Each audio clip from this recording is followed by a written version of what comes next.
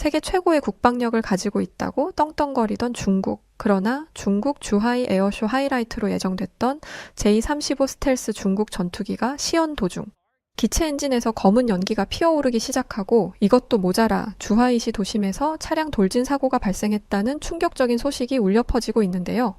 이 사고로 여러 명의 사망자와 부상자가 발생하고 결국 세계 언론은 이 에어쇼는 당장 중단되어야 한다고 목소리를 높이고 있습니다.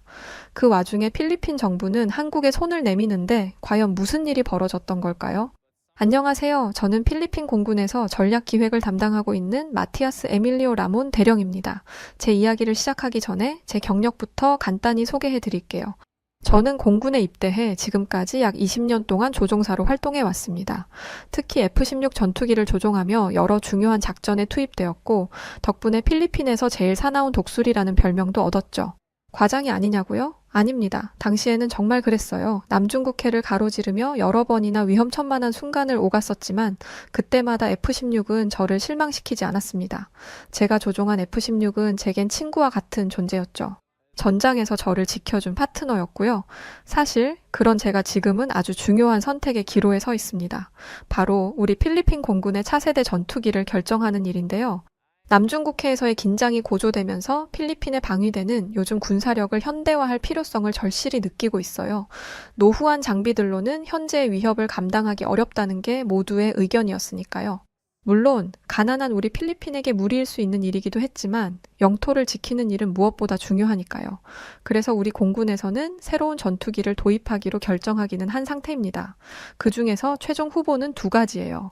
하나는 제가 너무나 잘 아는 미국산 F-16, 그리고 또 하나는 한국산 KF-21이죠. 네, 사실 처음 KF-21 이야기를 들었을 때는 조금 의아하긴 했습니다. 굳이 새로운 선택을 할 이유가 있을까 싶기도 했고 일단 이름만 들어도 믿음이 가는 미국산이자 제게도 익숙한 F-16이 더 합리적인 선택이 아닐까 생각했거든요. 물론 저만 그런 것도 아닙니다. 공군 내부에서도 F-16을 지지하는 목소리가 많았지요.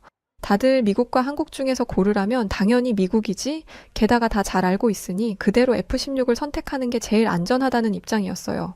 그래서 저 역시 생각할 것도 없이 F-16에 투표를 하려고 했지만 결정을 내리기 전 호기심에 KF-21에 대한 보고서를 읽기 시작하면서 제 생각은 조금씩 바뀌기 시작했습니다.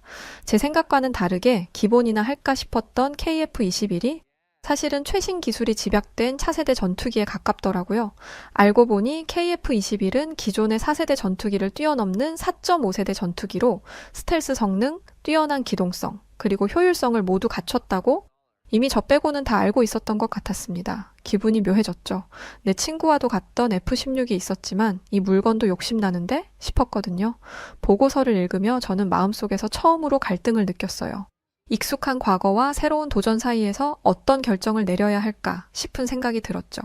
여기서부터 제 사연은 시작됩니다. 사실 제가 이 문제를 고민하게 된 이유는 단순히 기술적 비교 때문만은 아니에요. 우리 필리핀은 지금 중국 때문에 아주 골머리를 앓고 있거든요. 중국은 지속적으로 필리핀 해역을 침범하며 필리핀의 영토 주권을 위협하고 있어요. 이런 상황에서 우리는 단순히 장비를 교체하는 것을 넘어 우리의 공군력을 완전히 새로운 수준으로 끌어올릴 필요가 있다고 사실 생각하고 있어요.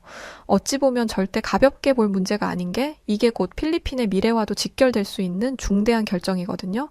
그런 상황을 다 생각하고 보니 더 이상 가만히 있을 수는 없겠다 생각이 든 저는 결국 직접 KF-21에 대해 알아보기로 했습니다. 단순히 보고서에 적힌 글과 숫자만으로는 결코 알 수 없는 것들이 있을 테니까요. 저는 과감하게 한국으로 떠나 직접 KF-21을 확인하고 한국 기술진들과 이야기를 나누겠다 상부에 보고를 올렸습니다. 다행히 상부에서는 흔쾌히 저의 한국행을 허락해 주었어요. 한국으로 떠나는 비행기 안에서 제 마음은 긴장과 동시에 새로운 기대감으로 두근대고 있었죠. 솔직히 KF-21에 대해 의구심을 가지고 있기도 했지만 막상 그 실물을 본다고 하니 꽤나 기대가 되는 건 어쩔 수 없더라고요. 물론 보고서에 나왔던 데이터와 분석 자료들을 잊지 않으려고도 애를 썼습니다. 나는 객관적으로 평가해야 해. 멋지다고 확 질러버리면 안 돼. 라고도 생각했지만 사실 한편으로는 객관적으로 수치만 봐도 KF-21이 엄청난 장비라는 것도 무시할 순 없는 부분이었죠. 스텔스 성능, 4.5세대 전투기의 기동성, 저비용 고효율의 유지보수 체계까지 이 모든 게 과연 현실에서 가능한 일일까 생각하며 최대한 합리적이고 차분하게 이 질문에 대한 답을 찾겠다는 의지로 한국 땅에 발을 디뎠죠. 드디어 한국에 도착. 솔직히 말하면 도착할 때부터 우아하는 소리가 절로 튀어나왔지만 최대한 참으려고 애썼습니다. 군인의 카리스마가 있잖아요. 그런데 한국 공항이나 한국 시설들 모두 굉장하긴 하더군요. 각설하고 한국에 도착하자마자 저희 대표단은 KF-21 시연회를 참관하기 위해 준비된 시설로 바로 이동을 했습니다. KF-21의 첫 시연이 진행될 활주로는 흠잡을 데 없이 정비되어 있었고 주최 측의 준비도 굉장히 철저했지요. 사실 필리핀이 강대국은 아니다 보니까 혹시라도 한국의 방산업체가 저희를 무시할까 하는 걱정도 있었어요. 하지만 그런 걱정이 무색하게 한국의 방산업체 관계자들은 매우 프로페셔널하더군요. 물론 무엇보다 이 중에서 가장 먼저 제 눈길을 끈 건 멀리 서 있던 KF-21 그 자체였습니다. 멀리서 바라본 KF-21은 놀랍도록 세련된 디자인을 자랑했어요. 장비의 디자인이 뭔 소용이냐라고 하신다면 할 말은 없지만 차체의 매끄러운 곡선과 날렵한 형태만 봐도 이미 단순히 전투기 이상의 무언가를 느끼게 했기 때문에 영향을 안 받을 수가 없었습니다. 저는 최대한 그래도 기능에 집중하려고 애를 썼어요. 드디어 시연이 시작되었습니다. KF-21이 활주로 위로 천천히 나아가기 시작했어요. 그리고 얼마 지나지 않아 공중으로 솟구쳐 올랐죠. 그 순간 저는 눈앞에서 벌어진 광경을 믿을 수가 없었습니다. KF-21은 마치 무언가 살아있는 생물처럼 하늘을 가로지르며 날아다니기 시작하더군요. 제가 평소에 보던 전투기와는 확연히 다른 느낌이었습니다.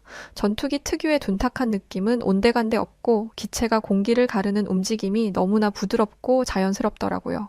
이를 보던 다른 국가의 시연 참관자들 사이에서는 우아하는 탄성이 못 참고 튀어나와 버리기도 했습니다. KF-21의 시연 중 가장 인상 깊었던 장면은 고난도의 회피 기동이었어요. 갑작스러운 돌발 상황의 순간 KF-21이 급격히 방향을 틀며 위협적인 상황을 회피하는 시뮬레이션을 보여주더군요.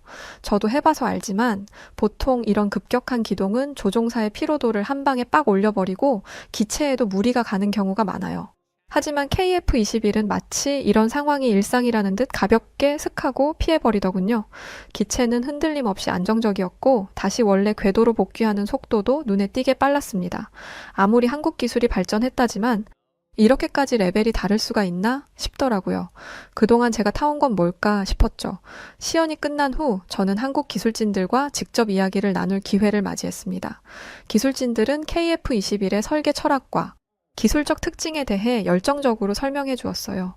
그들은 KF-21이 그저 온갖 때깔 좋은 기술들만 때려 넣은 기계가 아니고 사용자 친화적이고 유지보수 비용이 저렴하도록 끝없이 고민한 끝에 설계된 정성의 산물이라고 강조했습니다. 이런 말이야 누구나 하는 거지만 저는 처음으로 기술자들의 말에 동감을 할 수밖에 없었어요. 특히 제가 감탄한 부분은 유지보수 시연에서 나왔거든요. 그들은 전투기의 부품을 얼마나 쉽게 교체할 수 있는지 직접 보여주기까지 했어요.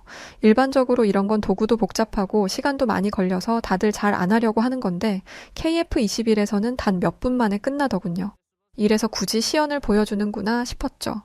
전장 위는 물론이고 전장 아래까지 고려한 장비라 KF-21이 그냥 빛 좋은 개살구가 아니라 얼마나 미래지향적으로 잘 설계된 전투기인지를 느낄 수 있는 순간이었습니다. 저는 보고서에서 봤던 수치들을 떠올리며 생각했어요. 이거 잘하면 진짜 필리핀에게는 크게 좋은 한 수가 될 수도 있겠다고 말이죠. 시연과 기술진과의 대화를 마친 후 저는 깊은 고민에 빠졌습니다. 솔직히 이전에 사용하던 그 무기를 또 사달라고 하는 건 쉬운 일인데 새로운 장비를 구매하고 싶다고 의견을 내는 건 정말 귀찮고 피곤한 일이 아닐 수 없거든요. 근거가 있어야 하고 증명이 필요한 일이니까요. 특히 익숙하고 믿음직스러웠던 F-16을 버리고 새로운 가능성을 보여주는 KF-21을 선택하는 것이 맞는 일일 것인지, 과연 이 둘 중 어떤 선택이 필리핀 공군의 미래를 위한 최선의 결정이 될 것인지 제 마음속 저울은 점점 기울기 시작했습니다. 필리핀으로 돌아온 뒤 한국에서의 KF-21 시연을 잊지 못한 저는 이미 사실 KF-21로 마음이 기울어 있었습니다. 그러나 결정을 내리기까지는 여전히 넘어야 할 산이 많았죠. 특히 필리핀 내부에서 F-16에 대한 지지가 여전히 강한 게 제일 큰 문제였어요. 익숙함에서 오는 안정감, 그리고 미국이라는 든든한 후원자가 주는 심리적 안정감이 그 이유였겠죠. 이제 필리핀 내부에서는 본격적으로 차세대 전투기 도입을 위한 논의가 시작되었습니다. 필리핀 공군은 이미 40여 대의 다목적 전투기를 도입할 계획을 세웠고 초도 물량으로 10대를 우선 구매하기로 했어요. 하지만 문제는 필리핀이 이 정도 비용을 감당할 수가 없다는 거였죠. 우리는 골머리를 앓았습니다. 그런데 그때 놀라운 일이 벌어졌어요. 바로 미국이 남중국해에서 중국의 확장을 견제하기 위해 필리핀에 5억 달러, 한화로 약 7천억을 지원하기로 결정한 것이었죠. 이 소식은 필리핀 정부뿐만 아니라 공군 내에서도 하나의 게임 체인저로 받아들여졌습니다. 미국이 이토록 대규모 지원을 약속한 이유는 분명했어요. 중국이 지속적으로 영향력을 확대하며 필리핀을 압박해 오는 게 단순히 필리핀만의 문제가 아니었던 거죠. 남중국해는 글로벌 무역의 중심지이자 동남아시아의 전략적 요충지로 미국 또한 이 지역에서 중국의 패권을 좌시할 수 없었던 겁니다. 미국의 지원 발표는 마치 바람 앞에 촛불 같았던 필리핀의 안보 상황에 강력한 방패를 쥐어준 셈이었어요. 당시 필리핀의 주요 뉴스는 미국의 필리핀 지원은 단순한 원조가 아니다. 이는 중국에 대한 강력한 경고 메시지다. 라는 헤드라인으로 도배되었습니다. 제가 공군 본부의 회의실에 앉아 이 소식을 들었을 때 분위기는 한마디로 환호 그 자체였어요. 우리가 이제 드디어 원하는 미래를 준비할 수 있게 되었다는 동료들의 외침이 여기저기서 터져 나왔죠. 그동안 장비를 구매할 예산 부족으로 고민했던 우리 공군에게 이 5억 달러는 단순한 금액 이상의 의미를 지니고 있었어요. 물론 동시에 저에게는 그 환호가 무거운 책임감으로 다가오기도 했어요. 이 자금은 단순한 무기 구매 비용이 아니라 필리핀의 미래 안보와 직결된 중요한 투자였으니까요. 우리가 잘못된 결정을 내린다면 이 지원금은 한순간에 무용지물이 될 수도 있는 겁니다. 저는 이 5억 달러로 단순히 무기 하나 사는데 집중할 게 아니고 필리핀이 자주국방의 초석을 마련할 수 있도록 집중해야 하는 시점이라는 생각이 들었어요. 자, 이제 선택지가 정말로 열렸습니다. 한국의 KF-21이냐, 미국의 F-16이냐. 두 기종은 각자 뚜렷한 강점을 가지고 있었지만 KF-21은 점점 더 많은 주목을 받기 시작한 것이 사실이었어요. 저 역시 한국에서 보고 들었던 것들이 머릿속을 떠나지 않았습니다. 그러나 이 결정이 쉽지만은 않았어요. KF-21의 도입 가능성이 본격적으로 보도되자 중국이 즉각 반발하고 나선 거예요. 중국 외교부는 KF-21의 도입은 지역 긴장을 고조시킬 것이라며 공식적으로 필리핀을 비난했고 필리핀 내에서도 일부 언론과 친중 성향의 여론이 KF-21 도입 반대 목소리를 내기 시작했어요. 중국은 미디어와 외교적 압력을 통해 필리핀 정부와 공군에 간접적인 영향을 미치려는 움직임을 끊임없이 이어갔습니다. 심지어 KF-21을 도입하는 것은 필리핀이 남중국해에서 군사적 도발을 하는 것으로 간주될 수 있다는 메시지까지 퍼뜨리며 우리를 위축시키려 했죠. 하지만 솔직히 말하자면 저와 공군 내부의 동료들은 이런 위협에 크게 신경 쓰지는 않았습니다. 우리는 이미 중국의 도발에 익숙했거든요. 하지만 문제는 이제 시작되었어요. 저희가 이렇게 큰 반응이 없자 중국이 무리수를 두기 시작한 것이었습니다. 바로 주하이 에어쇼 사건이 벌어진 거예요. 중국은 마음이 급했던지 보란듯이 자신들의 최신 스텔스 전투기인 J-35를 선보였죠. 중국은 이 전투기가 미국의 F-35와 한국의 KF-21을 뛰어넘는 성능을 가지고 있다고 주장하며 필리핀과 한국을 향한 간접적인 경고를 던지려는 듯한 의도를 보였습니다. 하지만 결과는 참혹했죠. 그 의도는 역효과를 불러일으켰어요. 시연이 점차 끔찍한 방향으로 흘러가기 시작한 것인데요. 시연 중 J-35의 엔진에서 검은 연기가 피어오르기 시작했고 이때 모든 것이 멈춘 듯한 정적이 흘렀습니다. 중국이 자신 있게 자신들이 자랑하는 최첨단 스텔스 전투기를 선보이겠다며 주하이 에어쇼의 하이라이트로 준비한 것이었지만 정작 그 순간이 충격과 실망으로 얼룩지기 시작한 거예요. 검은 연기는 단순히 엔진에서 나오는 배기가스가 아니었습니다. 그것은 중국이 세계에 자랑하려 했던 항공 기술력의 한계를 적나라하게 드러내는 상징과도 같이 보이고 있었죠. 이 엔진 문제는 그 자체로도 심각했지만 문제는 여기서 끝이 아니었어요. 에어쇼의 핵심이었던 J-35는 WS-19 엔진을 탑재하고 있었는데 이 엔진이 러시아의 RD-33 터보팬 엔진을 복제해 만든 것으로 밝혀진 거예요. 사람들은 그간 복제다 아니다 말이 많았던 그 엔진에서 불이 나기 시작한 걸 보면서 오늘 보여준 기술적 한계와 낮은 신뢰성은 이미 예견된 결과라고 탄식하기 시작했습니다.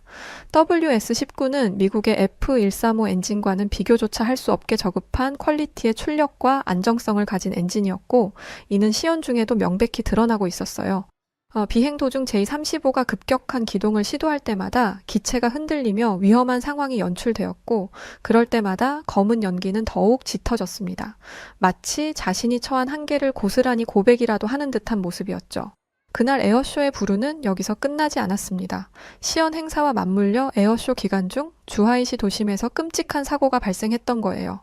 에어쇼를 보기 위해 모인 관람객들로 붐비던 거리에서 차량 돌진 사건으로 수십여 명이 사망하고 수많은 부상자가 발생한 비극이 일어났던 겁니다. 사고는 에어쇼의 열기가 최고조로 달아오르던 시점에 터져나와 현장은 공포와 혼란으로 뒤덮였습니다. 중국 당국은 즉각 사건 수습에 나섰지만 이미 에어쇼의 명성은 심각하게 훼손된 상태였죠. 이 사건은 에어쇼의 준비와 안전관리 수준에 대한 심각한 의문을 남기며 국제적으로도 비판의 대상이 되었습니다.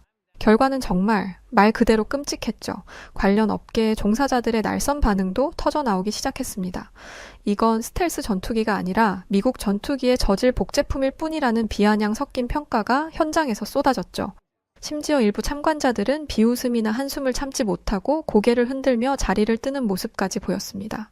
기술력을 과시하려던 중국의 의도는 제2-35 시연 실패와 비극적인 사고로 인해 완전히 빛을 잃고 말았어요. 필리핀 대표단에 함께 있던 저 역시 이 처참한 광경을 보며 생각했습니다. 이제 중국은 오히려 그들의 한계를 여실히 드러내버리고 말았군 하고 말이죠. 주하이 에어쇼의 제2-35 시연은 단순한 시연 실패가 아니라 중국 항공 기술의 민낯을 보여주는 국제적 망신의 사건으로 기록되었습니다. 사건 이후 필리핀은 KF-21의 도입을 거의 확정하는 단계로 흘러갔어요. KF-21의 도입 가능성이 국제적으로 알려지면서 중국의 반응은 예상대로 더 격해지기 시작했죠. 중국은 제2-35 사건을 벌써 잊은 건지 자국의 자존심을 걸고 Z-20 헬리콥터까지 꺼내들며 자체 개발한 장비들을 홍보하기 시작했어요. 국제방산 박람회에서 자국 전투기를 전면에 내세우며 한국의 KF-21 정도는 우리와 경쟁 대상이 아니라며 중국이 충분한 능력이 있다는 이미지를 만들려고 애쓰는 것 같았죠. 하지만 상황은 쉽게 풀리지 않았습니다.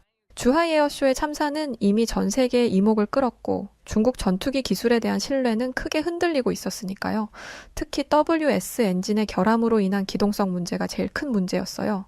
단순히 엔진 성능의 문제가 아니라 중국 항공 기술의 전체적인 신뢰성이 의심받고 있었거든요. 중국이 방산 분야에서 제일 자주 사용하는 말이 뭔지 아세요? 바로 기술 혁신이라는 말이에요. 그러니 더 우스워질 수밖에요. 중국은 뒤늦게 연합훈련에서도 자국 전투기들의 성능을 과시하려 시도를 이어갔습니다. 하지만 참가국들의 반응은 시큰둥했죠. 그도 그럴 것이 그에 참여하는 필리핀, 태국, 인도네시아 등의 동남아 국가들 사이에서는 오히려 한국의 KF-21이 세계에서 가장 우수한 전투기로 세계 최강이라던 미국을 상대할 가장 현실적인 대안이라는 평가가 점점 확산되고 있었거든요. 물론 중국도 이러한 상황을 좌시하지 않았습니다. 한국 KF-21 도입을 방해하기 위해 다양한 정보 공작까지 시도하더군요. 늘 그래왔듯 말이죠. 필리핀 정부 내부에서는 갑작스럽게 KF-21 도입에 반대하는 목소리가 나타나기 시작했습니다. 외교적 압력을 통해 KF-21이 지역 긴장을 고조시킨다는 메시지까지 퍼지고 있었어요. 전 바로 눈치챘죠. 이건 중국의 움직임임이 분명했어요. 친중 성향의 필리핀 언론들은 KF-21의 유지비가 과도하게 높으며 부품 조달 문제로 실전 배치에 어려움을 겪을 것이라는 가짜 뉴스를 퍼뜨리기 시작했습니다. 심지어 일부 매체는 KF-21의 스텔스 성능이 과장되었다며 중국의 제2-35 전투기가 더 우월하다는 기사를 내보내기도 했죠. 그 사고를 보고도 그런 소리가 나온다니요? 그러나 공군 내 전문가들과 한국에서의 직접 검토를 경험한 필리핀군 고위층은 이러한 정보 공작의 의도를 빠르게 간파한 것 같았습니다. 이제는 이런 가짜뉴스에 흔들려선 안 된다는 지시가 떨어졌죠. 중국의 조작이야 흔한 일이었지만 지금 일어나고 있는 이 일은 그냥 단순한 중국의 경제적 압박이 아니라 우리의 선택 자체를 좌지우지하려는 시도라고 강경한 목소리가 울려 퍼졌어요.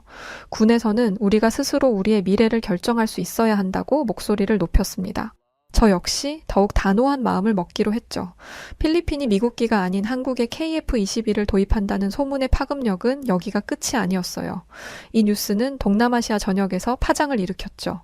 태국, 말레이시아, 인도네시아는 이 소식에 깊은 관심을 보이며 KF-21이 지역 내 공군력을 재편할 열쇠가 될 것이라는 평가를 내놓았습니다. 그 중에서도 제일 감명을 받은 건 태국인 것 같았어요. 태국은 노후한 F-16을 대체할 전투기를 물색하던 중이었는데 필리핀이 원조까지 받아가며 한국의 장비를 도입한다니 자신들도 그렇게 해야겠다고 생각하는 것 같더군요. 태국은 공식적으로 KF-21의 도입 가능성을 심각하게 고려하기 시작했다는 입장을 표명했습니다. 태국 공군의 고위 관계자는 KF-21이 중국과 미국 모두를 견제할 수 있는 중립적이며 실용적인 선택이라며 KF-21의 기술적 가능성에 주목했어요. 이뿐만이 아닙니다. 말레이시아 역시 KF-21의 효율성에 주목하며 필리핀처럼 초도 물량 도입을 검토하겠다는 의사를 밝혀왔죠. 인도네시아는 이미 KF-21 개발에 참여한 만큼 필리핀의 도입 결정이 긍정적 영향을 미친 것 같았어요.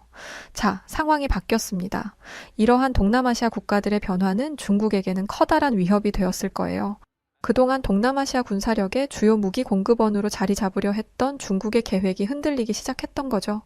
필리핀의 KF-21의 도입은 동남아시아 군사 균형의 중심축을 한국과 KF-21로 옮기는 신호탄과 같았어요.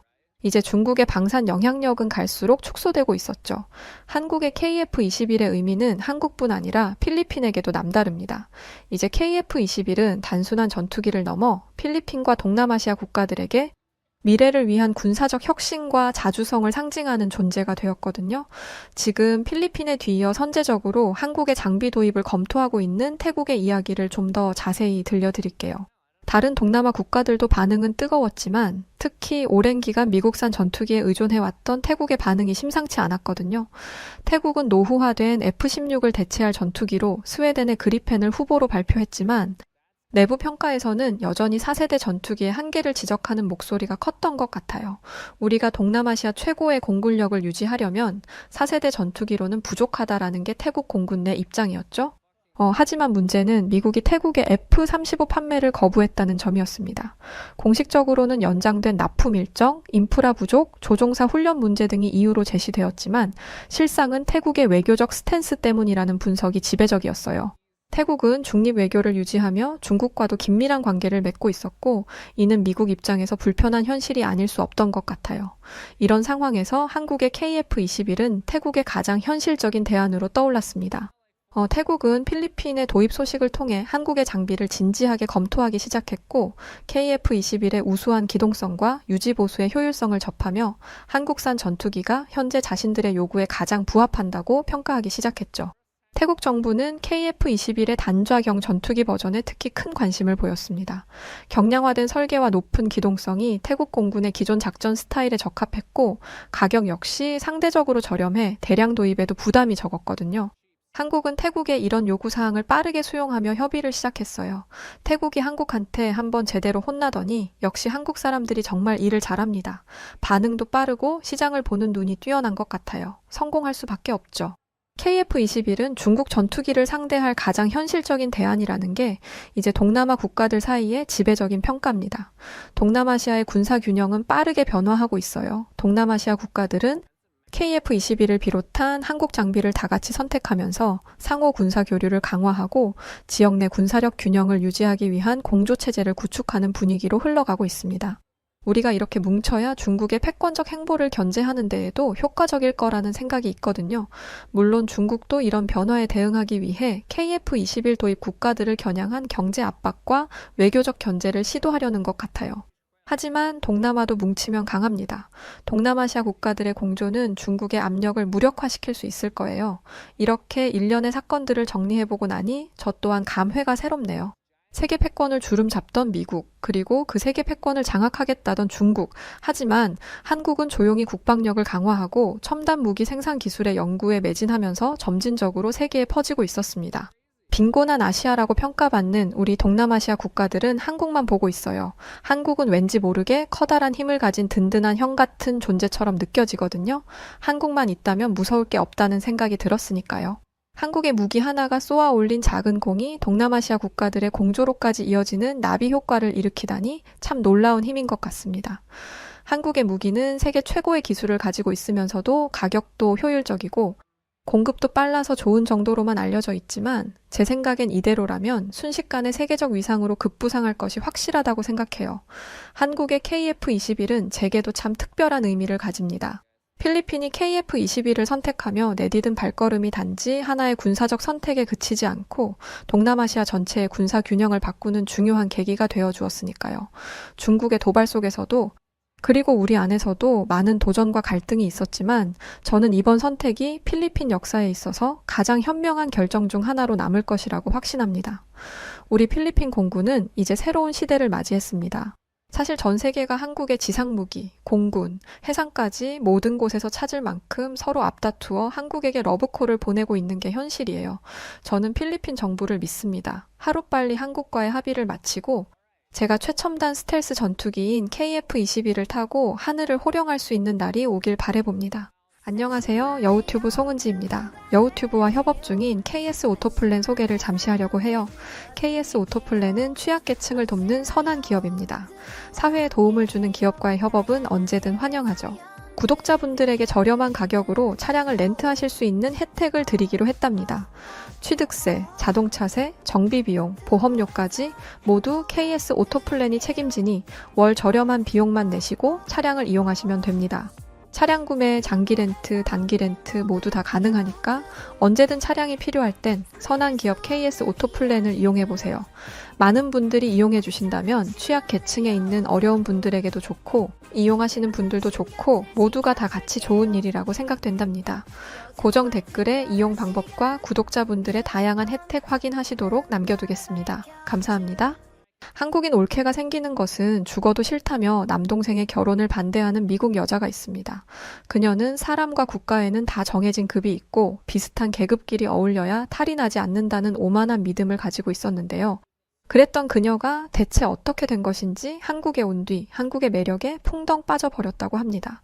뿐만 아니라 그녀는 그동안 한국인 올케에게 거만하게 행동했던 것을 뼈저리게 후회하며 눈물로 사과했다고 하는데요.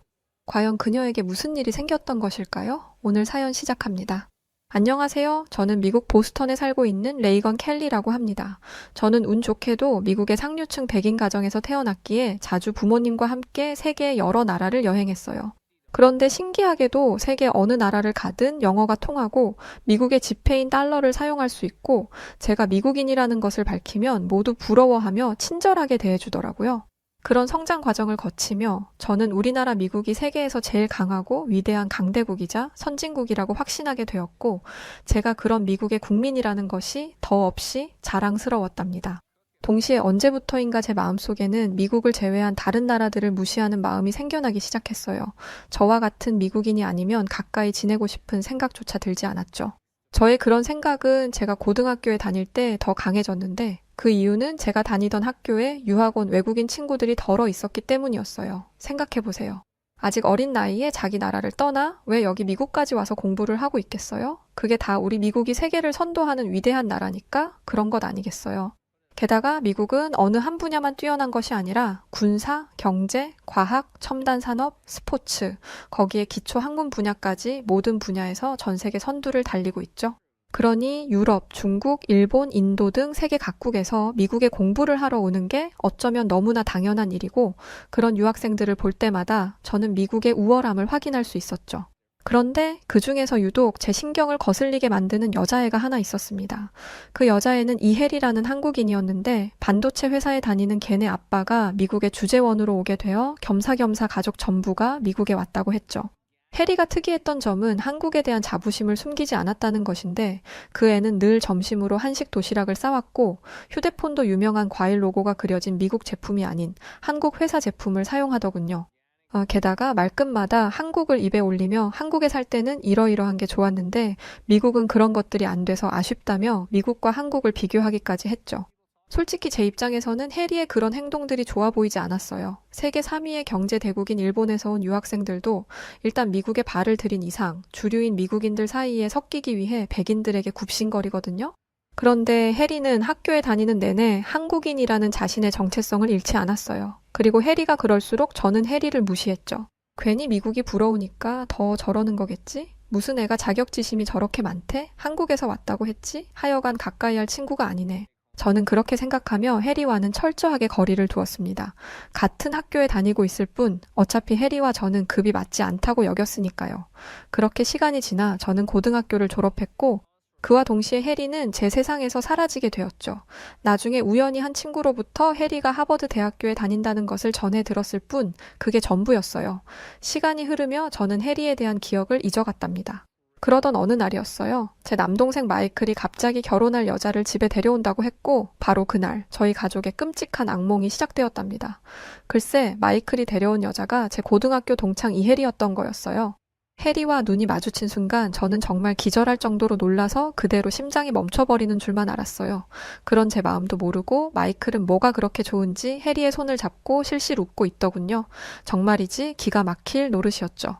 마이클은 어릴 때부터 똑똑하고 믿음직스러운 녀석이었고 저는 그런 마이클이 제 동생이라는 것이 정말 행복했어요.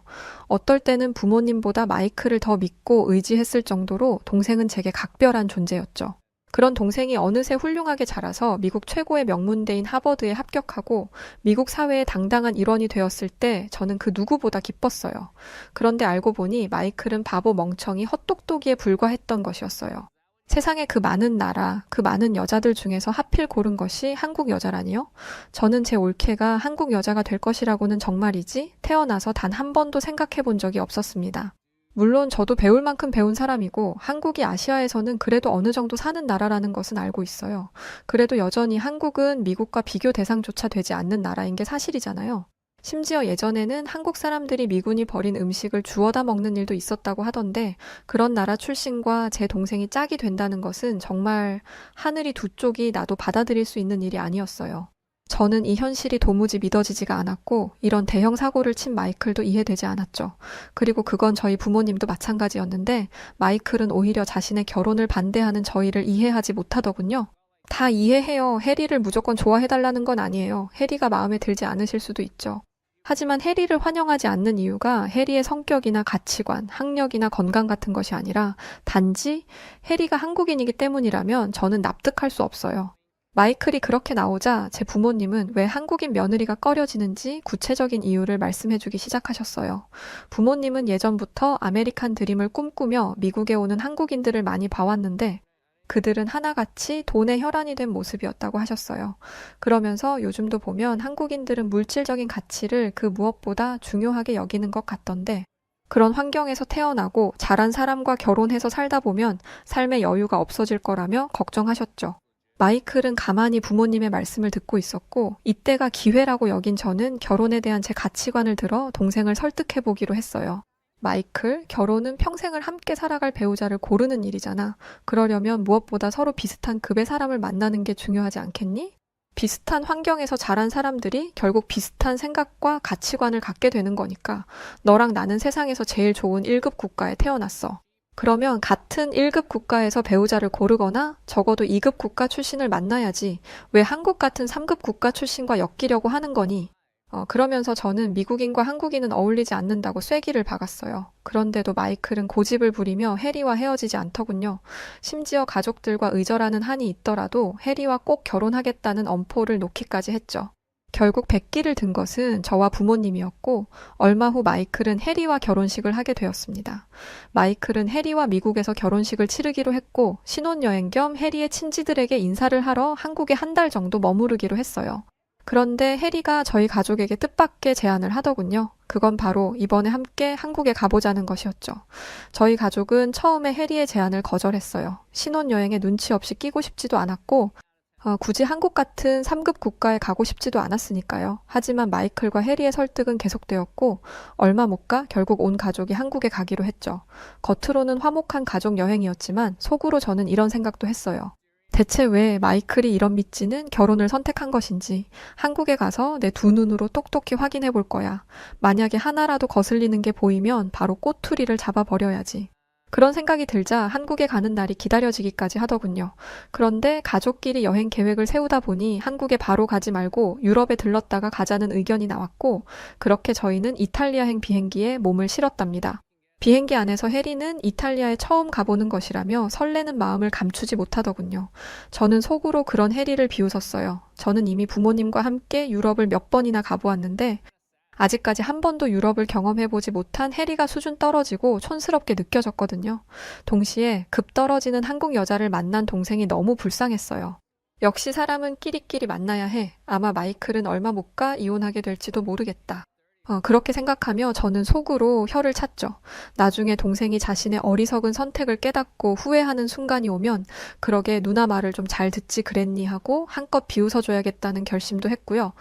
그런 못된 생각을 하다 보니 어느새 비행기에서 내릴 시간이 되었고 별 생각 없이 내릴 준비를 하던 저는 잠시 후 평생 잊지 못할 충격적인 경험을 하게 되었답니다. 이탈리아 공항에서 입국 수속을 받으려고 할 때였어요. 때마침 휴가철이라 그런지 엄청 많은 사람들이 입국 심사 대기줄에 서 있었고 저희 가족은 줄에 제일 뒤로 가서 섰죠. 이곳을 빠져나가려면 대충 봐도 1시간은 넘게 걸릴 것 같아서 저는 절로 한숨이 나왔어요. 방금 긴 비행을 마친 터라 너무 피곤했거든요. 그때 예상치 못한 일이 벌어졌습니다. 이탈리아 공항의 직원이 저희에게 다가오더니 해리에게 혹시 한국인이냐고 묻는 게 아니겠어요? 그러더니 해리를 데리고 어딘가로 가기 시작했어요. 그 직원은 아무래도 해리의 몸수색을 하려는 것 같았죠. 그동안 해외여행을 수없이 많이 다녔지만 저희 가족에게 이런 일이 벌어진 것은 처음이라서 저는 너무 당황스러웠고 그때 제일 먼저 든 생각은 역시 해리는 열등한 한국인이니까 유럽 공항에서 저런 식으로 끌려가서 불시에 검문을 당하는구나. 해리 때문에 괜히 우리 가족까지 한데 묶여서 망신을 당하게 생겼네. 였어요. 해리 혼자 무시당하는 거면 상관없는데 어쨌든 지금은 마이클과 부부가 되었으니 해리와 함께 우리 가족 전체가 급이 떨어지게 된 것 같아서 저는 몹시 불쾌했죠. 그런데 일이 이상하게 돌아가기 시작했습니다. 꼼짝없이 몸수색을 당할 줄 알았던 해리는 그런 곤욕을 치르기는커녕 특별 창구로 안내되더니 별다른 심사도 받지 않고 이곳을 프리패스로 빠져나가는 게 아니겠어요? 저는 깜짝 놀라서 이게 대체 어떻게 된 일인가 했죠. 알고 봤더니 한국인들은 한국 여권만 가지고 있으면 별도의 비자 없이 자유롭게 유럽에 입국할 수 있다고 하더라고요.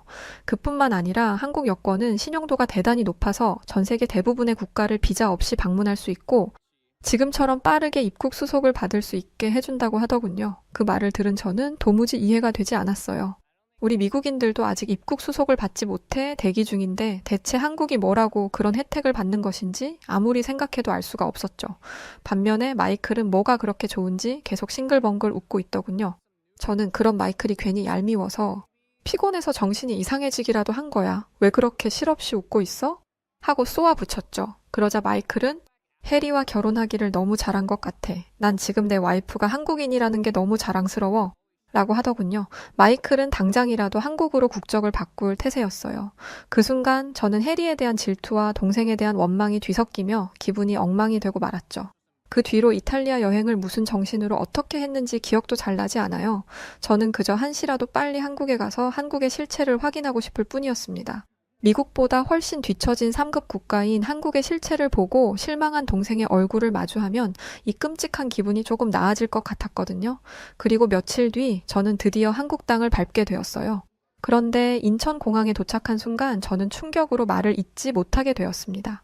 제 예상대로라면 한국의 공항은 구질구질하고 허름해야 했는데 실제 인천공항은 미국의 공항과 비교해 손색이 없을 정도였어요. 아니 오히려 더 뛰어나 보이기까지 했죠. 그중에서 제일 먼저 눈에 들어온 거는 공항의 청결을 로봇 청소기들이 관리하고 있다는 것이었어요. 값비싼 로봇 청소기가 이렇게 많이 운용되고 있다는 것도 놀라웠지만 불특정 다수가 있는 개방된 장소에 로봇 청소기를 그냥 두고 쓴다는 것도 신기한 일이었죠. 만약 여기가 미국이었다면 저런 고가의 장비들은 당장에 도난 당하고도 남았을 거예요. 그런데 인천공항에 있는 한국인들은 로봇 청소기에 관심조차 주지 않더군요. 한국인들이 로봇 청소기에 초연한 태도를 가질 수 있는 것은 다른 사람의 물건에 함부로 손대지 않을 만큼 도덕적 기준이 높거나 아니면 로봇 청소기 따위가 탐나지 않을 만큼 경제적 수준이 높거나 이렇게 둘 중에 하나로 밖에 설명되지 않는데 둘 중 뭐가 됐든 놀라운 일이 아닐 수 없었습니다. 뭔가 시작부터 제 생각과 다르게 일이 돌아가자 저는 긴장이 되며 손에 땀이 났고 잠시 화장실에 들르기로 했어요. 그런데 한국은 화장실도 특별하더군요. 세면대에는 손을 가져다 대면 자동으로 거품 비누가 나오는 기계가 설치되어 있었는데 이것을 보는 순간 한국에 대한 이미지가 확 바뀌더군요. 사실 자동 시스템 비누 자체는 그리 대단한 기술은 아니지만 이것이 설치되어 있다는 것은 사람들이 공공시설을 더 위생적이고 효율적으로 사용할 수 있도록 국가가 신경 쓰고 있다는 것이기 때문에 그 자체가 복지라는 생각이 들었거든요. 미국의 공중 화장실을 생각해보면 위생과 거리가 먼 것은 물론 안전관리조차 잘 되지 않아서 범죄 현장으로 쓰이는 경우도 많아요. 그에 반해 청결한 공중 화장실을 당연하다는 듯 사용하는 한국인들을 보면서 저는 이루 말할 수 없는 부러움을 느껴야 했습니다. 그렇게 씁쓸한 기분을 느끼며 저는 공항을 빠져나왔죠. 해리는 여기서 공항버스를 타면 예약해둔 호텔로 한 번에 갈 수 있다며 버스를 타자고 제안했어요. 부모님은 버스를 타고 가면 창밖으로 서울 시내도 구경해 볼 수 있을 테니 좋다고 하셨고, 그렇게 저희는 공항버스에 올라타게 되었죠. 한국 버스에 대한 첫인상은 미국 버스와 비슷한 애였어요. 그런데 잠시 후 저는 놀라운 광경을 목격하게 되었답니다. 글쎄, 한국인들이 좌석에 설치되어 있는 플러그를 이용해 휴대폰을 충전하기 시작하는 것 아니겠어요? 저는 한국의 버스가 이런 서비스를 제공한다는 것이 너무 놀라웠습니다. 사실 미국 버스에도 이런 휴대폰 충전 서비스가 제공되기는 해요. 다만 미국 버스에서 충전을 한다는 것은 서비스라기보다는 필수에 가까워요. 왜냐하면 미국은 땅이 워낙 넓어서 한번 버스에 타면 10시간 가까이, 때로는 10시간도 넘게 이동할 때가 있거든요. 때문에 미국 버스에 휴대폰 충전 기능을 탑재하는 것은 선택이 아닌 필수라고 할 수 있죠. 하지만 한국은 사정이 다르잖아요. 한국은 버스를 타고 이동해봤자 고작 1시간 내외일 텐데 그 시간 동안 버스에서 휴대폰 충전 서비스를 제공한다는 것은 오로지 사람들의 편의를 생각한 서비스라는 거죠. 필요해서 제공하는 것과 필요하지 않은데도 편리하니까 제공하는 것은 기술적인 면에서도 삶의 윤택한 면에서도 전혀 다른 문제라서 저는 한국을 새삼 다르게 보게 되었답니다. 그러자 이번에는 고도로 발달된 한국 도시의 건물들이 눈에 들어오더군요. 사실 저는 서울의 풍경을 보고 제가 감탄하게 될 거라고는 전혀 생각하지 못했어요. 왜냐하면 저는 여태까지 전 세계의 뛰어난 선진국들을 많이 봐왔고, 그렇기에 서울 정도는 눈에 차지도 않을 거라고 생각했거든요. 그런데 서울은 최첨단 도시와 한강이 한 폭의 그림 같이 어우러지며 특유의 매력을 발산하더군요. 마침 그때는 노을이 지던 시간이었는데 붉게 물들어가는 한강과 그 위를 유유히 지나가는 지하철, 그 너머의 고층 빌딩들까지, 그 모든 것들이 뭐라 말로 다 설명할 수 없는 아름다움을 만들어내고 있었어요. 옆자리를 바라보니 제 부모님들도 입을 다물지 못한 채 서울의 아름다운 풍경을 바라보고 계시더군요. 그렇게 저와 부모님은 살면서 여태까지 몰랐던 한국의 매력에 빠져들기 시작했죠. 서울의 호텔에서 하룻밤을 푹 쉰 뒤 해리는 저희에게 기차를 타고 전주라는 곳에 가자고 했어요. 거기는 맛있는 음식들과 한옥마을로 유명한 도시라면서 한국 관광을 시작하기에 그만한 곳이 없다면서 말이죠. 저희 가족은 모두 해리의 의견에 동의했고 잠시 후 전주행 기차를 타러 서울역으로 가게 되었답니다. 호텔에서 서울역으로 이동하면서 저는 많은 한국인들을 마주쳤는데 그 중에서도 한국의 노인들이 굉장히 인상적이었어요. 한국의 노인들은 모두 손에 최신 스마트폰을 들고 다니며 굉장히 능숙하게 그것을 사용하고 있었는데 제 눈에는 그 광경이 무척이나 신기해 보였답니다. 왜냐하면 미국 노인들의 생활은 저렇게 스마트하지 않거든요. 특히 미국의 남부 지역에 사는 노인들은 첨단 기기를 거의 사용할 줄 모른다고 봐도 될 정도예요. 게다가 한국에는 이미 대부분의 가게에 키오스크로 주문을 하는 시스템이 도입되어 있는데 한국의 노인들은 이런 환경에 상당히 익숙한 것처럼 보이더군요. 간혹가다 키오스크를 사용하는 것에 어려움을 느끼는 노인도 있었는데 그럴 때는 직원이 잽싸게 나와서 안내를 하거나 근처에 있던 젊은 한국인들이 친절하게 도움을 주더군요.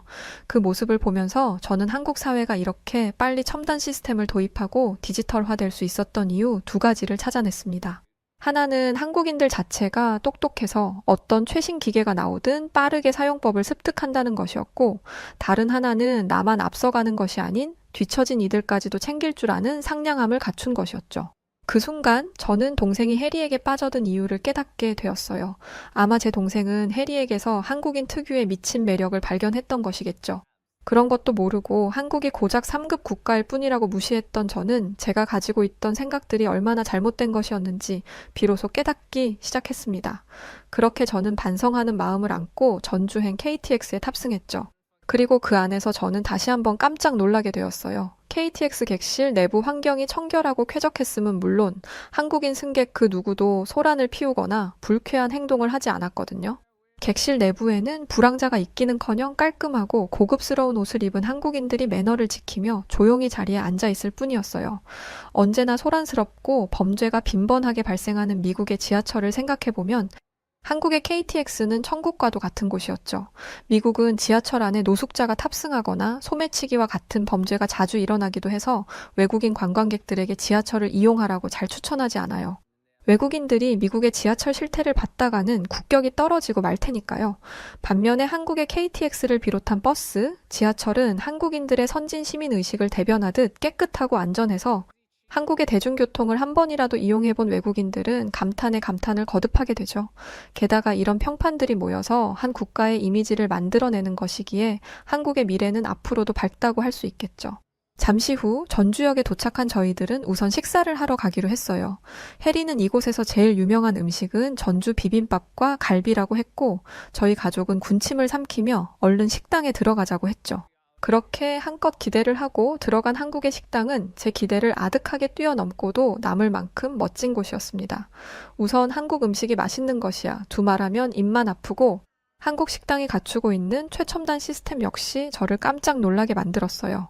먼저 한국 식당은 테이블마다 작은 태블릿 PC를 설치해두고 그것을 이용해 손님이 앉은 자리에서 주문부터 결제까지 모든 것을 할 수 있도록 해두었더군요.